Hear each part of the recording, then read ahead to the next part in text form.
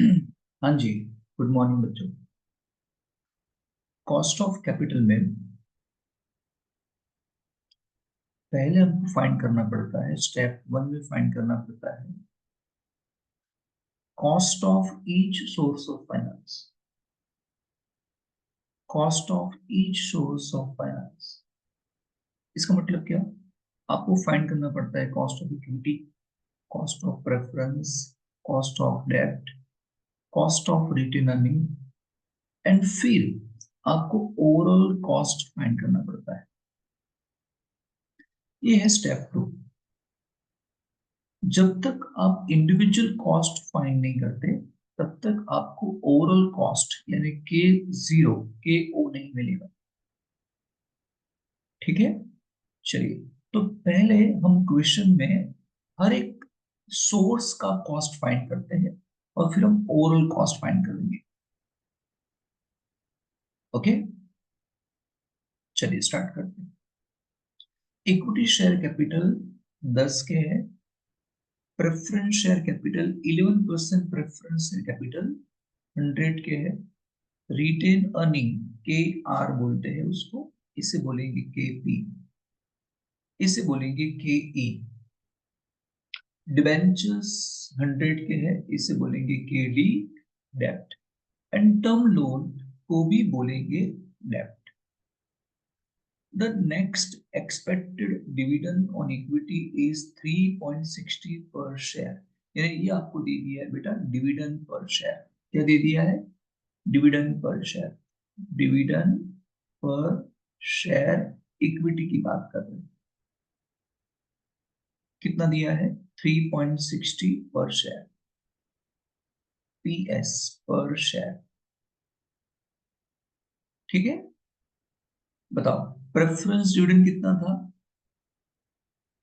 Preference dividend एक share पे कितना देने वाले थे? 11%, यानी 11 रुपए। 11% का मतलब क्या होगा?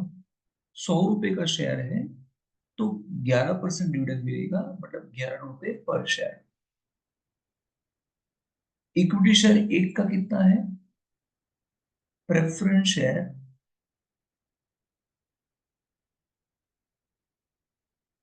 अच्छा, इसकी जरूरत नहीं है। ओके, आगे। डिबेंचर कितना है? डिबेंचर पे कॉस्ट कितना हो रहा है? 13.50। 13.5% हम इंटरेस्ट दे रहे हैं, मतलब इंटरेस्ट कितना होगा? 13.50 पर 100 रुपीज। ओके, उस तरीके से टर्म लोन पे कितना इंटरेस्ट जा रहा है? लोन पे 15%, यानी 15 रुपए, 100 रुपए अगर लोन लिया है तो। चलिए, the next expected dividend on equity share is 3.60 per share. Dividend is expected to grow at the rate of 7%। यानी बेटा ये आपको दे दिया है ग्रोथ रेट। तो जब भी ये क्वेश्चन में ग्रोथ रेट दे दिया गया होगा तो dividend price approach plus growth approach, ये दोनों प्लस हो जाएगा। ग्रोथ रेट दिया हुआ है तो जब भी तुम कॉस्ट ऑफ इक्विटी फाइंड करोगे तो उसमें ग्रोथ तुम्हें प्लस कर देना है। द मार्केट प्राइस, देखो इक्विटी की मार्केट प्राइस दे दी है। Market price a for equity की दे दी है कितना? 40। The preference shares are redeemable at par 10 years. यानी preference shares and is equal to 10 years किसके लिए? प्रेफरेंस शेयर्स के लिए। एंड करंटली सेलिंग 75 पर शेयर। इसका मतलब इसे बोलते हैं नेट प्रोसेड्स। अभी उसको बेचने जाओ तो 75 मिलता है नेट प्रोसेड प्रेफरेंस शेयर्स का।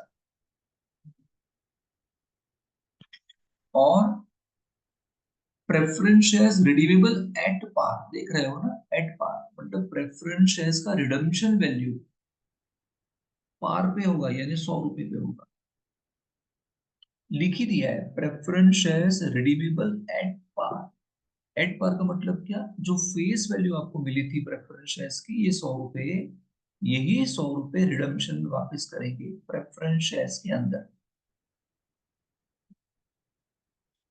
ठीक है, debentures are redeemable at par. अब डिबेंचर की बात करेंगे, तो डिबेंचर बोलो कैसे करेंगे रिडम्पशन वैल्यू,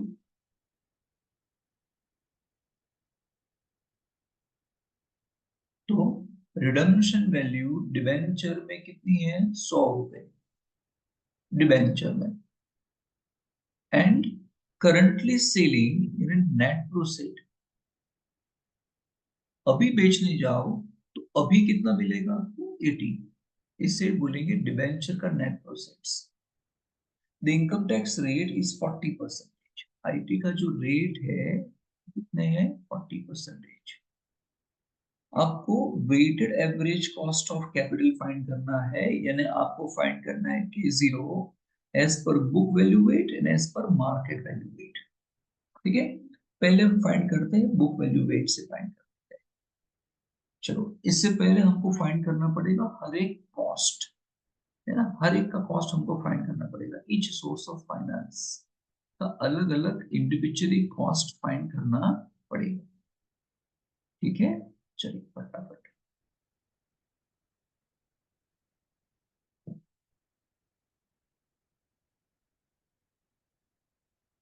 चलिए, पहले हम क्या फाइंड करते हैं, पहले हम फाइंड करेंगे बेटा कॉस्ट ऑफ इक्विटी। हम लिखते हैं कॉस्ट ऑफ इक्विटी, मेरे साथ तुम भी लिखते जाना, कॉस्ट ऑफ इक्विटी, इसको हम क्या बोलेंगे, के ई। कॉस्ट ऑफ इक्विटी की फॉर्मूला क्या है, ऊपर क्या होना चाहिए, डिविडेंड पर शेयर, नीचे मार्केट प्राइस पर शेयर। देखो, आपको बोला था कि मार्केट प्राइस कितनी है अभी, यहाँ 40, इंटू क्या कर देना तुम, 100, और तुम्हें प्लस कर देना है फिर इसके अंदर ग्रोथ रेट। क्या प्लस कर देना है बेटा, ग्रोथ प्लस कर देना है। ठीक है, चलिए बताओ, डिविडेंड पर शेयर कितना बोला है इधर, 3.60, तो लिखोगे 3.60। इतना डिविडेंड पे करना है, जो मार्केट प्राइस कितनी होगी, 40 रुपए, तो 40 रुपए पे आप 3.60 पे करते हो, तो 100 पे तुम कितना पे करोगे, यहाँ ग्रोथ कितना था, 7%। इसको तुम्हें क्या कर देना है, सॉल्व करना है, 3.60 डिवाइड बाई 40 सॉल्व करना है बेटा, ये आंसर आ जाने वाला है तेरा 16%। ठीक है, चलिए दूसरा आंसर, अभी हम फाइंड करेंगे कॉस्ट ऑफ प्रेफरेंस शेयर, जिसको हम क्या बोलेंगे बेटा, केपी। चलिए जल्दी से बताओ, क्या प्रेफरेंस शेयर्स का रिडम्पशन है, यस, प्रेफरेंस शेयर्स को रिडीम कर देना है 10 साल बाद। तो फॉर्मूला कौन सी आएगी, रिडीमेबल प्रेफरेंस शेयर्स की फॉर्मूला कौन सी थी, याद है ना, dividend plus redemption value minus net proceeds divide by numbers of years whole divide by redemption value plus net proceeds divide by 2 into करना है तुम्हें यहाँ क्या, 100 इज इक्वल टू। चलिए शुरू करते हैं, बताओ प्रेफरेंस शेयर्स पे डिविडेंड कितना था, जल्दी से बताओ, ये रहा 11 रुपए, देख रहे हो ना, तो हम टोटल पे नहीं गिन रहा हूं, मैं 1 लाख पे नहीं गिन रहा हूं, मैं एक एक शेयर का ही गिन लेता हूँ। तो 11 रुपए, है ना, आपको डिविडेंड दे रहे हैं, 100 पे 11, मैं लिख देंगे 11 प्लस रिडम्पशन वैल्यू। बताओ प्रेफरेंस शेयर्स की रिडम्पशन वैल्यू कितनी है, 100 रुपए, ये रहा देखो बेटा, आरबी। नेट प्रोफिट कितना है, 75, अभी वो मार्केट में 75 में बिक रहा है, divided by 100 plus 75 divided by 2 into 100। Clear, इसको तुम सॉल्व करोगे, हल्लू हल्लू सॉल्व करोगे, तो उसका आंसर आने वाला है 15.43।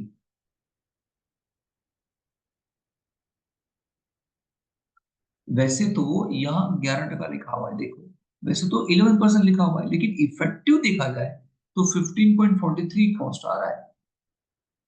ये बेटा हो गया हमारा कॉस्ट ऑफ प्रेफरेंसेस। अभी हम गिनेंगे कॉस्ट ऑफ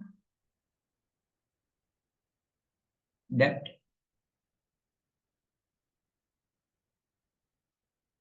ठीक है, कॉस्ट ऑफ डेप्ट में पहले हम गिनेंगे प्रेफरेंसेस। कॉस्ट ऑफ डेप्ट में प्रेफरेंसेस नहीं, हम गिनेंगे डिबेंचर्स। चलो, क्या फॉर्मूला है, क्या डिबेंचर रिडम्पशन वाले हैं एट पार आफ्टर 6 ईयर, देख रहे हो, उसको रिडम्पशन करना है। तो ऊपर जो फॉर्मूला बोली है वही आएगी, बट फर्क क्या पड़ेगा, फर्क क्या पड़ेगा, यहाँ डिविडेंड है, ये डिविडेंड था, तो यहाँ क्या हो जाएगा इंटरेस्ट, यहाँ पे आ जाएगा 1 minus tax plus redemption value net proceed divide by numbers of years, redemption value plus net proceed divide by 2 into 100। ठीक है, यहाँ पे n लिखना था, n numbers of years में। क्लियर ना इतना, यस और नो, जल्दी से बताओ। इंटरेस्ट कितना है जल्दी बताओ, डिबेंचर पे 13.50, क्या लिख दोगे 13.50, क्या लिखोगे 13.50। 1 माइनस टैक्स, टैक्स की परसेंटेज 40%, 40% 100 रुपए पे 40 पैसे, 100 रुपए पे 40 रुपए, तो एक पे कितने 0.40 प्लस, बताओ रिडम्पशन वैल्यू कितनी है 100 रुपए, ये रहा। नेट प्रोसीड कितना था 80, ये रहा, डिवाइड बाय कितने साल की बात 6, whole divide by 100 plus 80 divide by 2, यहां तुम कर दोगे इंटू 100। इसका आंसर आने वाला है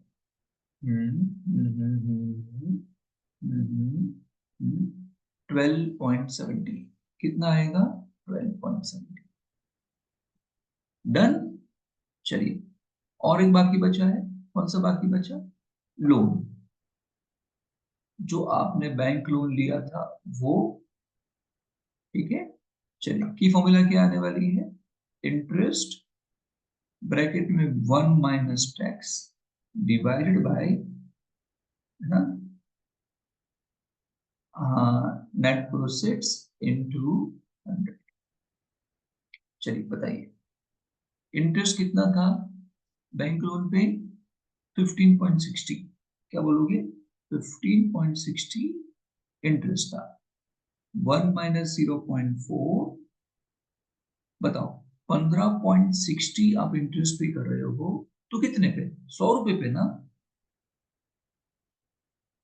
है ना, इनटू आप क्या करोगे 100, तो अल्टीमेटली 100 कैंसिल हो जाता है, और इसीलिए मटेरियल में डायरेक्ट क्या लिखा होगा, ऐसा लिखा होगा, यही पार्ट लिखा होगा, तो फिर इसका आंसर आ जाता है 9%।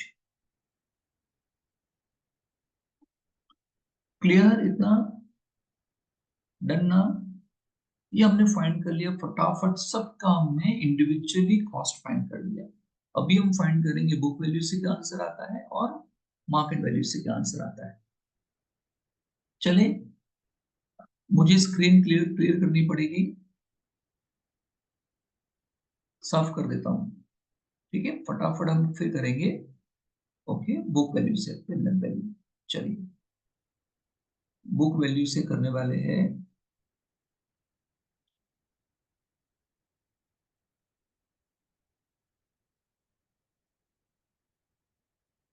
पहले कॉलम आएगा किसका, सोर्स ऑफ फाइनेंस का, सोर्स ऑफ फंड का।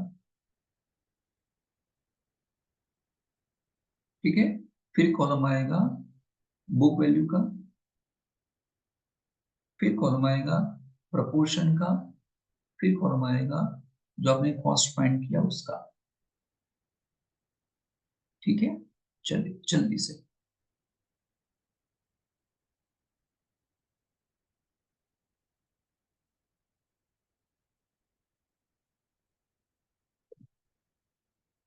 ये किसका कॉलम था? सोर्स का, कहां कहां से पैसे लाए वो। ये क्या था? उनकी बुक वैल्यू थी। ये क्या था बेटा? प्रपोर्शन था। ये क्या था? Cost after tax. और ये क्या है? Weighted average cost of capital. हम फाइंड कर रहे हैं बुक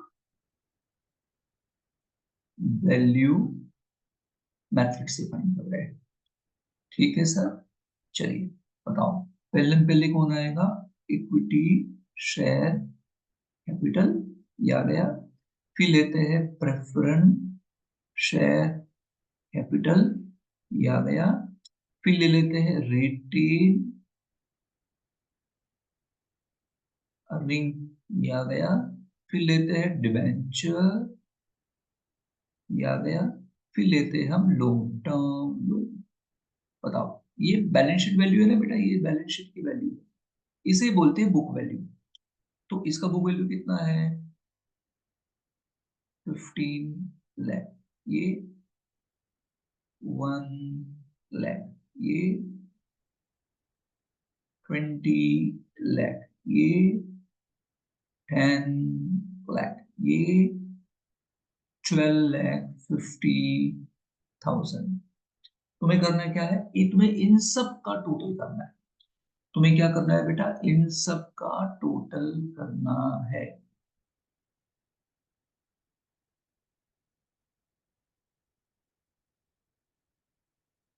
इन सब का क्या करना है जी? टोटल करना है। चल कर देते हैं टोटल। बताओ इन सब का टोटल कितना आने वाला है? Here is the total. 58,50,000 will be your total।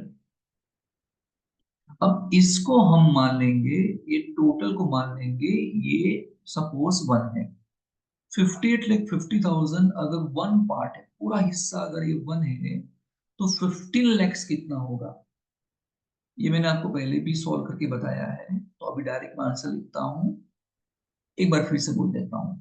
58,50,000 अगर ये टोटल है बुक वैल्यू, इसको मैं मान लेता हूं proportion 1।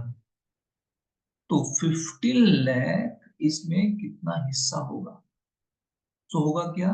15 lakh into 1 divide by 58,50,000, इस तरीके से होगा।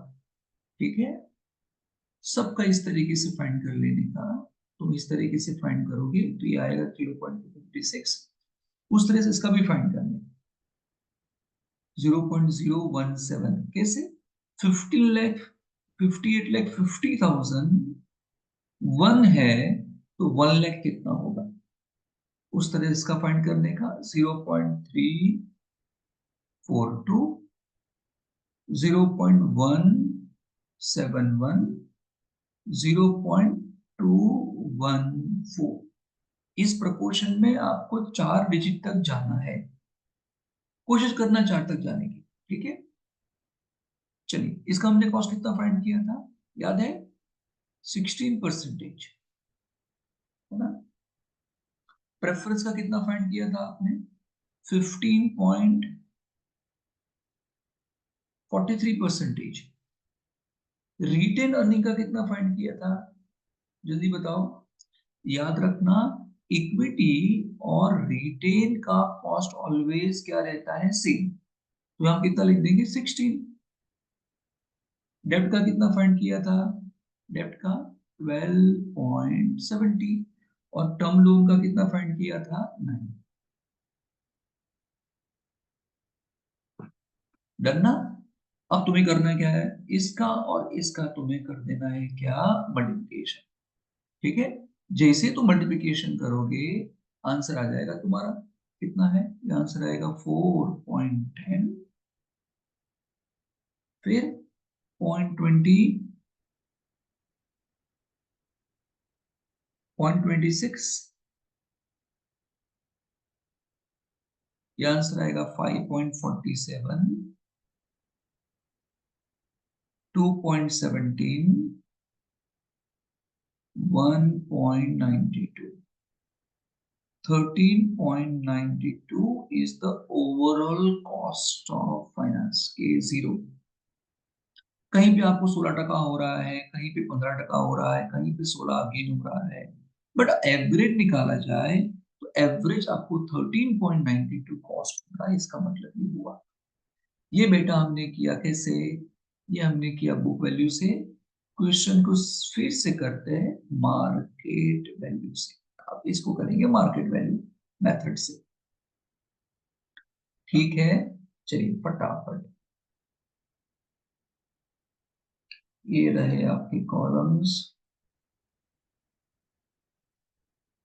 सेम डिट्टो कॉलम, कॉलम्स के पर्टिकुलर्स चेंज होगा, बाकी तो सब कुछ क्या रहने वाला है, सेम रहने वाला है, ठीक है। चल जल्दी से बता क्या क्या आने वाला है यहाँ पे। सोर्स में इक्विटी शेयर कैपिटल आएगा, हाँ जी। प्रेफरेंस शेयर कैपिटल आएगा, हाँ जी। याद रखना यहाँ पे रिटेन अर्निंग नहीं आएगा बेटा, डिवेंचर आएगा, हाँ जी। एंड लोन आएगा, हाँ जी। कभी भी रिटेन अर्निंग का मार्केट वैल्यू नहीं होता, हाँ बुक वैल्यू हम फाइंड कर सकते हैं। चलिए अब इन सबको, हम सबकी मुझे क्या चाहिए होगी, ये तो था सोर्स,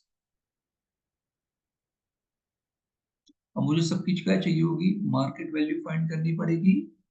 फिर मैं क्या फाइंड करूंगा, उसके प्रपोर्शंस, फिर कॉस्ट आफ्टर टैक्स जो ऊपर कॉपी कर देना है, and weighted average cost of capital ये बाद में आपको ढूंढना है, ठीक है। देखो ये कॉलम सेम रहेगा, ये 16% ही रहेगा, ये दोनों ही सीन में सेम रहता है। जो चेंज होता है वो बुक वैल्यू की जगह मार्केट वैल्यू आ जाता है, और इसीलिए प्रपोर्शन भी चेंज होता है, ठीक है। चलो अब सबकी मुझे क्या फाइंड करनी पड़ेगी, मार्केट वैल्यू, है ना। तो यहां मैं लिख रहा हूं, फाइंड कर रहा हूं, देखो मार्केट वैल्यू। चल पहले किसकी फाइंड करेंगे हम, इक्विटी की। पहले बताओ इक्विटी था कितना, 15 lakhs है, ये 15 lakhs की इक्विटी है। जल्दी से बताओ एक इक्विटी कितने का है, 10 रुपए का है। तो ये मुझे क्या मिला, नंबर्स मिले, अगर डिवाइड करूंगा तो कितने नंबर्स, 1,50,000। तो ये नंबर मिले, बताओ एक इक्विटी की मार्केट वैल्यू कितनी है, 40। यस और नो, ये आई 40। तो ये जो मल्टीप्लाई करोगे तो ये आ जाएगा बेटा कितना, 60 lakhs आएगा, कितना। तो ये आपका आंसर आ गया 60 lakhs, ये।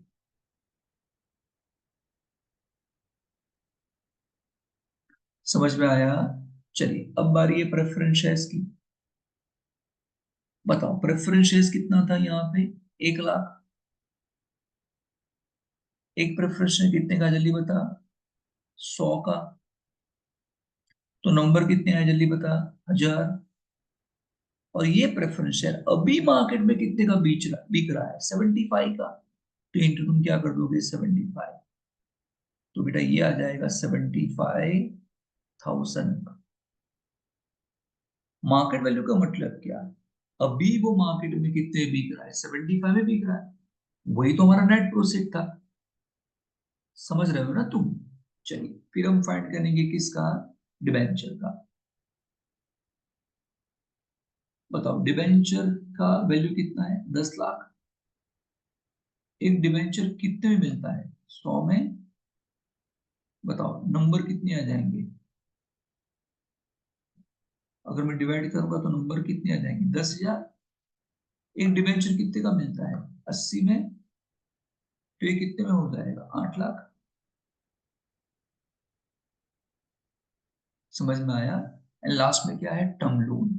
टर्म लोन लिया कितना था, 12.5 लाख, तो वापस कितना करना है, 12.5 लाख। टर्म लोन में अलग से मार्केट वैल्यू नहीं होगी। व्हाट इज मार्केट वैल्यू, अभी आप उसको वापस करने जाओ तो कितना वापस करना पड़ेगा, तो टर्म लोन लिया कितना था, 12.5 लाख, वापस कितना करना पड़ेगा, 12.5 लाख, है ना। तो उसकी कैपिटल की वैल्यू 12.5 लाख ही होगी ना। चलिए इसका टोटल कर देना है आपको, ये हो जाने वाला है 81,25,000। इसको मान लेंगे क्या, 81,25,000 अगर 1 प्रपोर्शन है तो 60 लैक्स कितना होगा, ये हो जाने वाला है 0.739%। ये हो जाने वाला है 81,25,000 अगर 1 होगा तो 75 कितना होगा, 0.009, ये होगा 0.098 और ये होगा 0.154। एंड लास्ट में इन दोनों का मल्टीप्लिकेशन कर देना है, यहां पे आने वाला है 11.82, यहाँ पे 0.40, 1.25, 1.38।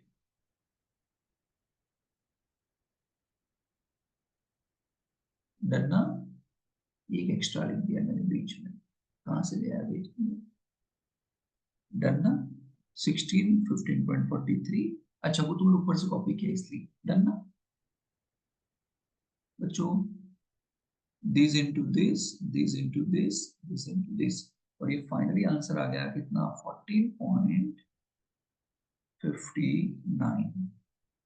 कुछ नहीं है बच्चों, पहले आपको अलग अलग सोर्स का कॉस्ट फाइंड करना पड़ेगा एंड फिर आपको ओवरऑल कॉस्ट फाइंड करना है। ओवरऑल कॉस्ट जब फाइंड करते हैं, इसे बोलते हैं वेटेड एवरेज कॉस्ट। वो बुक वैल्यू से भी होता है, मार्केट वैल्यू से भी होगा। बुक वैल्यू जब भी दिया होगा मेथड, तो ये बुक वैल्यू है, और मार्केट वैल्यू आपको ढूंढना पड़ेगा। तो तुम्हें सबकी मार्केट वैल्यू पता होना चाहिए। 40 रुपए मार्केट वैल्यू है, अभी 40 पे बिकेगा, अभी ये 75 पे बिकेगा, और अभी ये 80 पे बिकेगा, यही तो मार्केट वैल्यू है। तो नंबर फाइंड करके मल्टीप्लाई कर दो, दैट्स इट। ये आपका एग्जांपल हो गया। नेक्स्ट जो हम सीक्वेंस में जा रहे थे वो ऐसे ही एग्जांपल आपको फाइनल एग्जाम में पूछेंगे। That's all for the day. आज यहाँ पे स्टॉप करते हैं, नेक्स्ट वीडियो में नेक्स्ट एग्जांपल लेंगे। चलिए।